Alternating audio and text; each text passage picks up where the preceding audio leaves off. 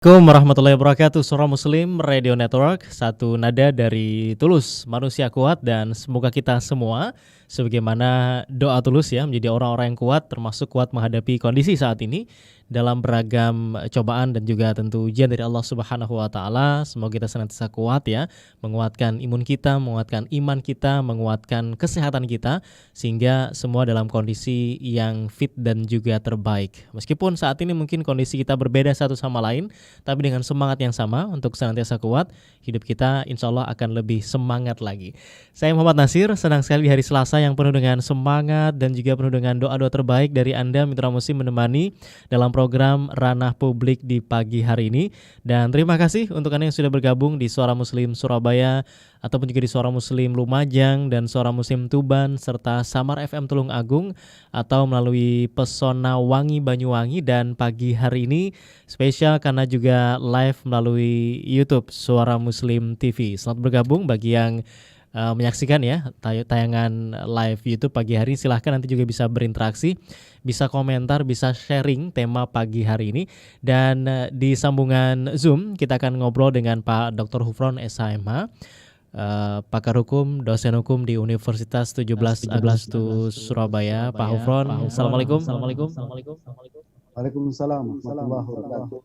Kabar Mas Nasir? Alhamdulillah kabar baik. Lama nggak siaran dengan Pak Hufron ini. Sehat Pak ya? Sehat, alhamdulillah. Kabar baik, sehat Mas. Sehat walafiat. Walafiat ini penting gitu ya, mendapatkan afiat dari Allah Subhanahu wa taala. Baik.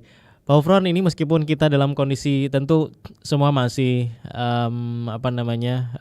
berada dalam masa pandemi, mengikuti kondisi-kondisi yang ada, tapi juga kita mengikuti wacana-wacana, opini-opini yang dilontarkan oleh para politisi kita. Ada banyak gitu ya, termasuk diantaranya tanda kutip persiapan menuju ke Pilpres 2024. Di antaranya ada yang mengajukan judicial review pasal tentang presidensial threshold, batas ambang Pilpres, yang konon berkali-kali gitu ya, tapi selalu ditolak. Kemudian mengusulkan wacana jabatan 3 periode untuk presiden dengan mengamandemen pasal tertentu. Bahkan ada lagi yang lebih luas usulannya, mengusulkan wacana amandemen ke-5 Undang-Undang Dasar 1945 untuk memangkas ambang batas pemilihan presiden atau Pilpres ini. Nah, kalau kita lihat ini sudah beberapa kali di judicial review tetapi selalu ditolak. Apakah kemudian semangat untuk menjudicial review akan terus ada nih Pak Hufron? Maksudnya apa sih sebenarnya yang diinginkan kok senantiasa judicial review tentang pasal batas ambang Pilpres ini?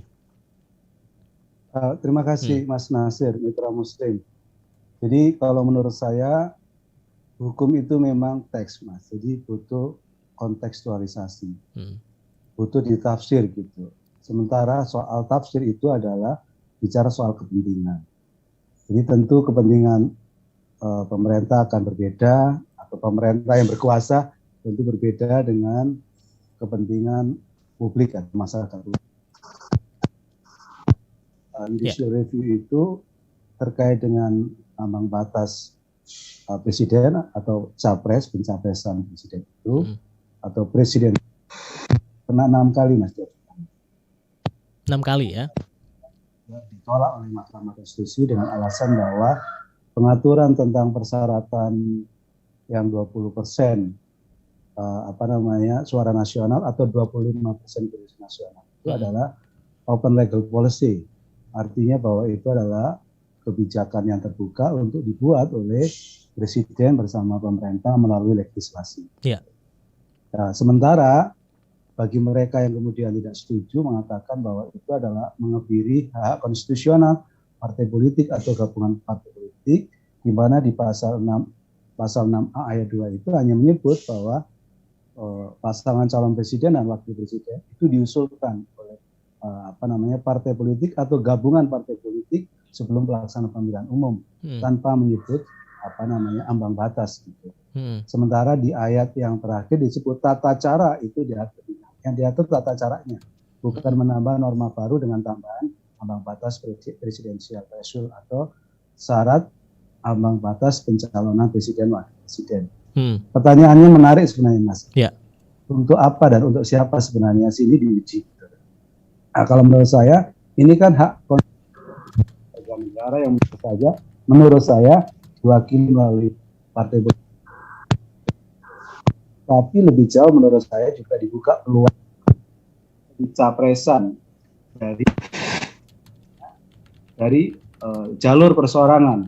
Menurut saya semakin banyak buka peluang itu semakin bagus karena itu bagian dari hak konstitusional. Dengan Undang-Undang Nomor 7 tahun 2017 di pasal 222 itu maka diatur ambang batas. Itu yang kemudian dipandang oleh pihak pengajuh itu mengebiri. Atau kalau bahasanya Pak Suparto Wijaya di Japos hari ini disebut memalak kaidah hukum dasar yang ada dalam konstitusi. Ya kalau saya mensabotase. Mensabotase hak dasar. Oke. Hak dasar itu. Ya Pak Hufron, kalau misalnya tadi ini disebutkan mensabotase hak dasar atau mengebiri hak konstitusional seseorang atau tadi memalak gitu ya. Tapi kenapa berjalan sampai bertahun-tahun dan ketika ada judicial review ditolak lagi, judicial review ditolak lagi? Artinya memang kepentingan dari partai politik yang di sana lebih kuat atau bagaimana? Padahal kan itu ke MK judicial review-nya. Ya, jadi kalau menurut saya begini Mas, kenapa pengaju judicial review itu meskipun sudah 6 kali tetap mengajukan itu? Karena sebenarnya persoalannya itu di istilah open legal policy itu. Apa yang dimaksud open legal policy itu apa? Karena di satu sisi itu bisa debat karena kalau di dalam pasal 6-nya itu kan disebut Mas itu yang pasal 6 sebentar. Ya. Pasal 6 ayat 5 tata cara pelaksanaan pemilihan presiden dan wakil presiden lebih lanjut diatur dalam undang-undang. Jadi yang open legal policy itu tata caranya gitu. Tapi ternyata pembentuk undang-undang pemilihan umum 7 tahun 2017 itu bukan hanya tata caranya, tapi juga persyaratannya gitu. Ya itu debatnya di situ. Ya sekarang soal tafsirnya ini kan diputus oleh Mahkamah Konstitusi, Mas. Persoalannya adalah bagaimana Mahkamah Konstitusi itu akan menafsirkan sesuai dengan apa? Maksud saya untuk apa dan untuk siapa sebenarnya Mahkamah Konstitusi bekerja? Untuk kepentingan untuk kepentingan pemegang kekuasaan kah? Atau sebenarnya untuk kepentingan bangsa negara di atas kepentingan pribadi, kelompok, golongan, dan afiliasinya. Saya kira pertanyaan itu yang berkali-kali saya mempertanyakan. Apa tafsir MK itu selalu kembali ke open legal policy yang menurut dalam dunia akademik itu bisa debatable. Tapi kenapa nggak mempertanyakan sebenarnya untuk apa dan untuk siapa sih sebenarnya ambang batas presidensial system itu? Oke, kalaupun tadi jawabannya adalah untuk bukan kita ya, maksudnya untuk perseorangan, harusnya itu dibuka dalam artian tidak sampai kepada ambang batas yang 20% itu, Pak Hufron ya? Ya, konstitusi memang tidak kemudian membuat pembatasan seperti itu. Itu kan membuka peluang sebenarnya hak konstitusional untuk partai politik atau gabungan partai politik itu mengusulkan calon itu. Jadi pesan moralnya ada di situ. Oleh karena itu ada namanya John Adam, Mas di Amerika, dia mengatakan bahwa konstitusi itu dibuat oleh orang-orang religius dan bermoral. Jadi ada moral reading di balik itu. Moral readingnya adalah terkait hak konstitusional sebenarnya kaitannya dengan partai politik di satu sisi. Tapi menurut saya juga harusnya dibuka dalam konteks kepala daerah dibuka dulu adalah dari partai politik, sekarang juga ada jalur perseorangan. Maka dalam konteks menurut saya amandemen itu harus dibuka hak konstitusional termasuk jalur perseorangan. Supaya apa? Supaya masyarakat diberi pilihan yang lebih banyak, yang itu adalah bagian dari hak konstitusional negara. Baik, termasuk diantaranya sebagian yang ikut mengkritisi Undang-Undang Nomor 7 2017 ini adalah karena kemungkinan besar akan terjadi keterbelahan lagi. Paling cuma 2, 3, kalau 4 mungkin bisa maksimal sampai 4 mungkin Pak Hufron ya, atau sampai 5, tapi realitanya terjadi dua kali pemilihan itu hanya cuma menghasilkan 2 pasangan calon dan itu membuat keterbelahan terjadi di negara ini. Jadi lebih banyak mudaratnya menurut sebagian orang. Iya, jadi itu implikasi, Mas. Implikasi dari kemudian ada ambang batas pencapresan presiden yang 20 atau 25% kursi nasional itu menjadikan tidak semua partai politik itu bisa mencalonkan menjadi partai politik yang memiliki jumlah suara di kursi pemerintah itu persen atau 25% kursi nasional itu yang bisa mencalonkan, atau koalisi dari gabungan itu yang mencalonkan. Jadi partai-partai yang kemudian tidak bisa berkoalisi atau tidak memiliki suara yang banyak ya tidak bisa mencalonkan. Yang itu disebut mengebiri hak konstitusional. Ada pertanyaan begini, kalau semua partai, ada 16 partai bisa mencalonkan, ya nggak apa-apa Mas. Soal banyak nanti itu kan seiring berjalannya waktu, dan juga ada seleksi alam mana-mana yang kemudian bisa memenuhi persyaratan sampai kemudian dipilih oleh rakyat. Ya, jadi artinya memang harusnya Pak Gufron mendukung nih perlunya judicial review kembali pasal ini meskipun beberapa kali ditolak terus. Ya kalau menurut saya iya Mas. Mahkamah Konstitusi itu kan juga pernah bikin sebuah putusan bahwa pilkada itu adalah bukan rezim pemilu, itu adalah pemilihan kepala daerah. Maka diatur dalam Undang-Undang Pemerintahan Daerah. Terus dia mengatakan maka tidak berwenang untuk memeriksa. Tetapi sebelumnya mengatakan bahwa pilkada itu adalah pemilihan umum, Mahkamah Konstitusi berwenang untuk memeriksa. Karena ada kasus kaitannya dengan kasus Agil itu, ketua MA, saya lupa. Agil ya Mas ya. Itu maka kemudian mereka membuat tafsir baru gitu Mas. Jadi kalau dalam bahasa agama itu ada tafsir lama, ada tafsir baru Mas.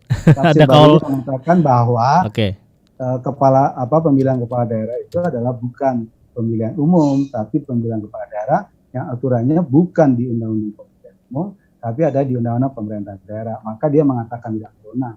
Tapi ketika mengatakan tidak berwenang, maka dia mengusulkan untuk kemudian dibentuk peradilan khusus. Tapi untuk masa transisi tetap dia berwenang. Ini kan juga menurut saya ambigu ya Mas ya.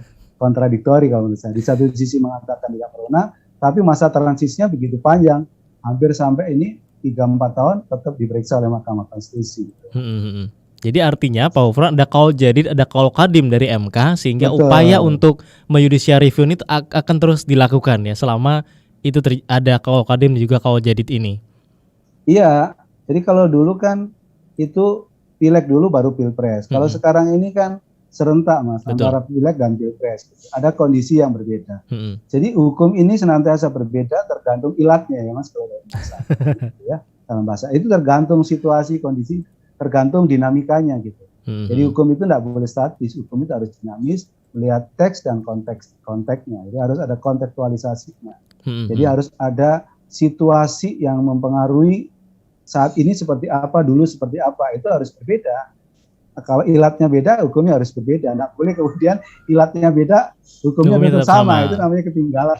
Baik, oke. Termasuk misalnya kalau kita flashback, Pak Gufron ini sebenarnya tanda kutip ilah atau penyebab dari atau latar belakang ya dari adanya tadi presidensial threshold sampai 20% kursi di DPR atau 25% suara di level nasional ini waktu itu ketika mengamandemen atau ketika membuat undang-undang ini latar belakangnya apa? Berupaya untuk karena trauma masa lalu Orde Baru atau seperti apa? Ya, itu kan ada di Undang-Undang Pemilihan Umum ya Mas.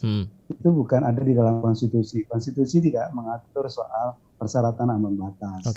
Tapi kemudian dielaborasi kira-kira begitu masih dalam Undang-Undang Nomor 7 dan terakhir tahun 2017. Kira-kira kalau soal politik hukumnya itu ya supaya calonnya nggak begitu banyak Pak.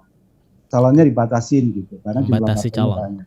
Sehingga kalau menurut saya memang tidak hanya ngomong presidensial threshold, tapi juga harus ngomong parliamentary threshold. Tidak bisa itu dipisahkan satu sama lain.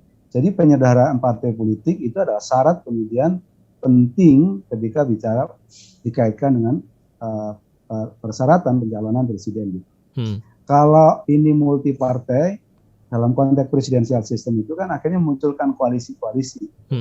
Jadi dalam konteks ini ingin membatasi sebenarnya dalam tanda kutip ya, ingin membatasi pencalonan presiden supaya tidak banyak. Nah kalau dari niatnya begitu, kalau menurut saya nggak sesuai dengan prinsip-prinsip keadilan yang konstitusional gitu. Artinya konstitusi itu sudah mengatur seperti itu. Kita mestinya harus taat asas tunduk patuh gitu, bukan malah kemudian tadi yang disebut sebagai memalak tadi, mensabotase atau mereduksi pasal-pasal yang ada dalam konstitusi. Baik, jadi sebenarnya memang harus di judicial review, kalaupun tadi ada sabotase, ada kebiri tanda kutip hak-hak konstitusional karena pasal-pasal tentang pemilu ini yang mengatur ambang batas presiden. Pak Ufron, nanti kita lanjutkan di sesi berikutnya.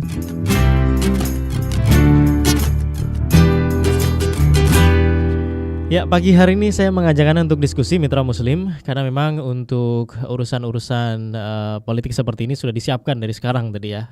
Memang kondisi satu sisi adalah masih masa pandemi, tapi tentu para politisi sudah mempersiapkan untuk Pilpres 2024 nanti. Dan bersama narasumber Pak Dr. Hufron, SHMH, pakar hukum dari Universitas 17 Agustus Surabaya, kita mendiskusikan tentang banyaknya upaya tadi ya untuk menjudicial review ke Mahkamah Konstitusi untuk mengubah ya pasal 222 nomor 7 tahun 2017 tentang pemilu berkaitan dengan ambang batas presiden. Yang kalau menurut Pak Ufron tadi juga merupakan bagian dari tanda kutip mensabotase hak kita, hak konstitusi warga negara gitu ya. Baik, Pak Ufron. Ya, kemudian selain tadi ada upaya untuk judicial review yang berkali-kali ditolak MK dan memang akan terus berjalan karena bisa jadi ada kaul qadim dan kaul jadi dari MK. Ada pula wacana lain yang disampaikan oleh Ketua DPD ya, Pak Lanyala Mataliti yang mengatakan amandemen Undang-Undang Dasar 1945. Jadi ini kan lebih luas lagi ini cakupannya begitu. Pak Ufron melihatnya apakah harus sampai ke sana atau tadi cukup judicial review untuk ambang batas presiden Pilpres ini? Ya, kalau soal amandemen itu kalau menurut saya tidak perlu lagi bicara soal ambang batas, Mas, karena memang dalam konstitusi itu tidak mengatur soal ambang batas ya. Jadi kalau umpam saja itu bicara soal amandemen kelima, tentu tidak bicara soal ambang batas. Ya. Tapi mungkin kalau lewat tadi Ketua DPD RI bicara soal peran DPD dalam konteks pencapresan seperti apa. Kan kalau selama ini kan yang intinya itu yang nyalonkan kan partai politik dan gabungan partai politik gitu.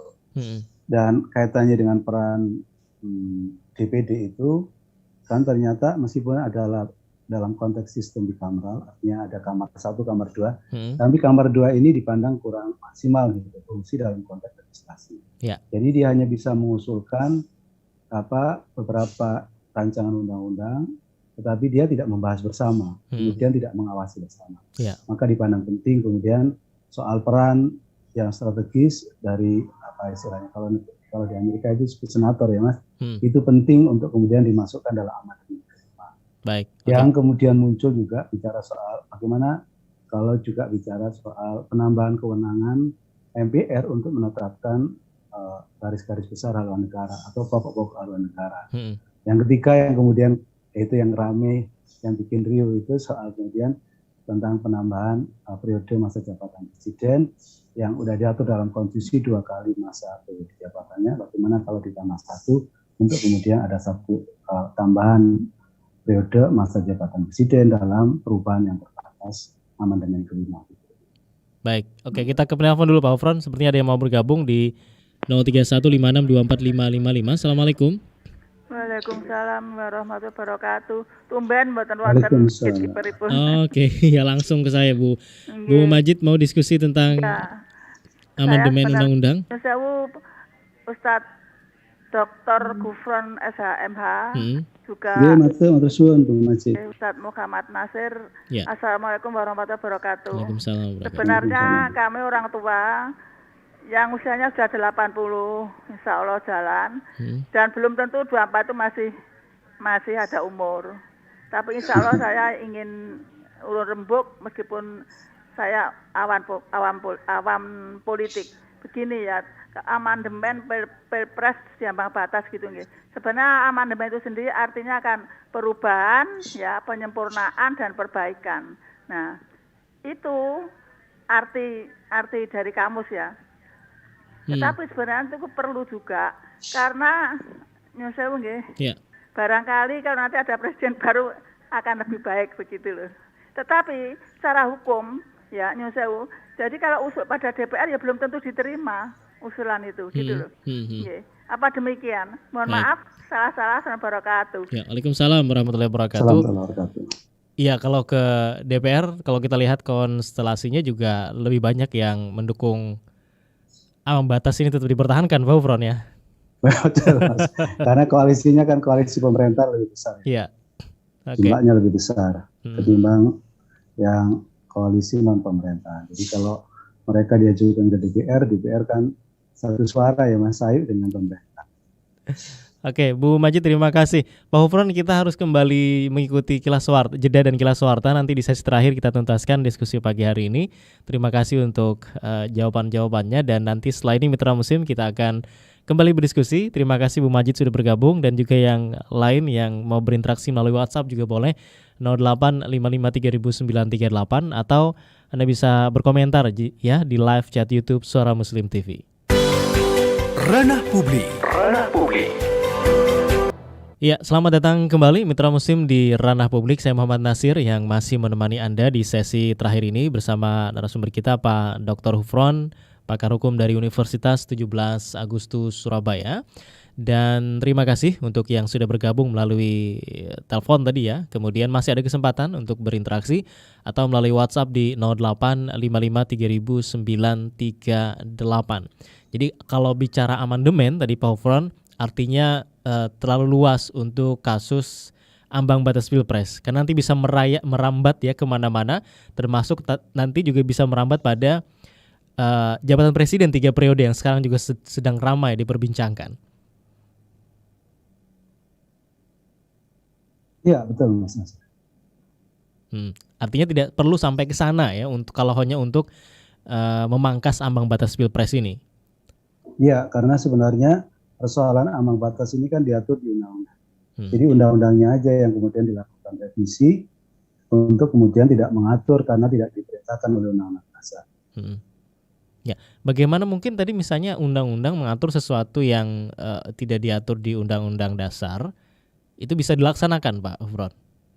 Ya, itu kan karena tadi saya sampaikan bahwa ini soal tafsir, Mas. Okay. Soal tafsir yang disebut open legal policy tadi itu kan di dalam pasal 6 ayat 5 tadi kan disebut tata caranya gitu. Tapi ternyata bukan hanya tata cara yang kemudian diatur di dalam undang-undang, tapi ternyata juga persyaratannya yang kemudian ditambah. Jadi kan di pasal 6A itu kan diatur dalam pasal 6A ayat 2, pasangan calon presiden dan wakil presiden diusulkan oleh partai politik atau gabungan partai politik peserta pemilihan umum sebelum pelaksanaan pemilihan umum. Nah, terus kemudian di ayat 5-nya tata cara pelaksanaan pemilihan presiden dan wakil presiden lebih lanjut diatur dalam undang-undang. Tetapi soal syarat presiden diatur pasal 6. Syarat-syarat untuk menjadi presiden dan wakil presiden diatur lebih lanjut dengan undang-undang. Syarat dan tata caranya itu diatur di dalam undang-undang. Tetapi ternyata undang-undang tidak hanya mengatur soal syarat, ternyata mengatur juga soal ambang batas yang itu tidak diperintahkan secara eksplisit di dalam pasal 6A gitu. Baik, ya. Ya, ada Pak Satria Pringgadani di komentar YouTube ya menuliskan, saya pribadi amat sangat tidak setuju jika Undang-Undang Dasar 45 diamandemen lagi. Cukup sebelum-sebelumnya saja ya. Justru sebaiknya dikembalikan pada Undang-Undang Dasar 45 yang asli yang disahkan pada 18 Agustus 1945. Jadi kalaupun mau amandemennya itu dikembalikan ke yang asal. Bisa nggak seperti itu Pak Hufron? Ya, kalau menurut saya sih itu memutar jarum sejarah. Itu sulit banget. Flashback tuh, Mas. Ya, setback. Jadi, ya. Susah gitu kalau kembali ke situ karena situasinya sudah berubah, sistem pemilihan presidennya juga sudah berubah, semuanya sudah berubah. Jadi oleh karena itu kalau menurut saya bukan persoalan kita ini menambah atau mengurangi, tapi saya menjadi teringat kata-katanya Mr. Supomo ketika membahas soal pembentukan Undang-Undang 45. Dia mengatakan bahwa Tuan Paduka Ketua, maksudnya menyebut Pak Karno sebagai Ketua PPKI, yang penting dalam konteks negara, dalam penyelenggaraan negara itu adalah semangat para penyelenggara negara. Kalau semangat penyelenggaranya itu baik, maka kekurangan di sana sini itu bisa ditutupi dengan apa yang disebut semangat. Gitu.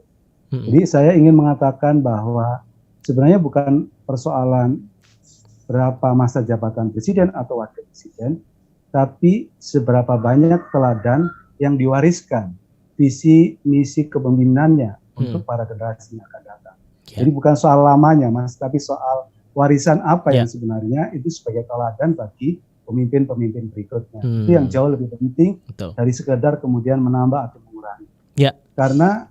Karena sebenarnya ini bicara soal etika. Kita bisa surplus peraturan perundangan. Kita bisa menambah, mengurangi. Tetapi kalau kita defisit etika pemerintahan juga nggak ada artinya gitu. Jadi saya lebih setuju daripada harus hiruk-pikuk merubah konstitusi. Menurut saya lebih bagus kita mulai membicarakan soal etika pemerintahan, soal etika penyelenggaraan negara. Karena sebenarnya penegakan hukum atau penyelenggaraan pemerintahan negara itu sangat dipengaruhi oleh bagaimana etika hendak ditegakkan. Jadi samudra penegakan hukum itu sangat dipengaruhi oleh samudra etika. Jadi kalau etikanya nggak ada, hukum yang bagus pun itu akan dicari celahnya untuk disiasati gitu. Jadi pasal-pasal yang udah dibikin bagus-bagus itu juga akan dicari kelemahannya. Gitu. Ditafsir ya. Karena dicari kelemahannya oleh orang-orang yang culas karena dia memiliki kepentingan sesaat. Baik. Jadi kalau menurut saya sebenarnya lebih bagus sekarang ini membicarakan aspek yang lebih apa istilahnya ya, yang lebih filosofis gitu, yang lebih hakikat gitu ya, bicara soal sebenarnya penyelenggara negara itu kan harus kita rawat. Membicarakan sesuatu yang tidak untuk kepentingan diri sendiri, partai politik atau koalisinya, tapi lebih memikirkan untuk kepentingan bangsa negara di atas kepentingan pribadi, kelompok, golongan politik dan koalisinya gitu, Mas. Iya. 2 periode cukup ya, cukup seperti yang dilakukan oleh Pak SBY sebelumnya ya, 2 periode selesai ya udah selesai. Tidak berupaya untuk menambah jadi 1, betul, Mas, 3 itu George Washington itu yang di Amerika yang pertama kali jadi presiden itu sebenarnya juga oleh masyarakat inginnya itu adalah 3 kali. Tapi George Washington meskipun tidak diatur dalam konstitusinya dia mengatakan enough is enough. Jadi digantungkan jangan pada orang, jangan kultus individu, tapi bangunlah generasi baru yang mungkin lebih baik. Oke. Baik, terima kasih Pak Wofron untuk diskusinya karena ini juga sudah jam 9, sepertinya ada agenda lain ya selain di sini, ada agenda di kampus dan terima kasih untuk diskusi yang sangat menarik sekali. Semoga bisa memberikan tentunya banyak hal, banyak wawasan termasuk legasi tadi ya kepada apa yang harus diberikan oleh pemerintah kepada masyarakatnya dan juga rakyatnya. Terima kasih Pak Wofron, bisa diskusi nanti di lain kesempatan ya. Waalaikumsalam warahmatullahi wabarakatuh.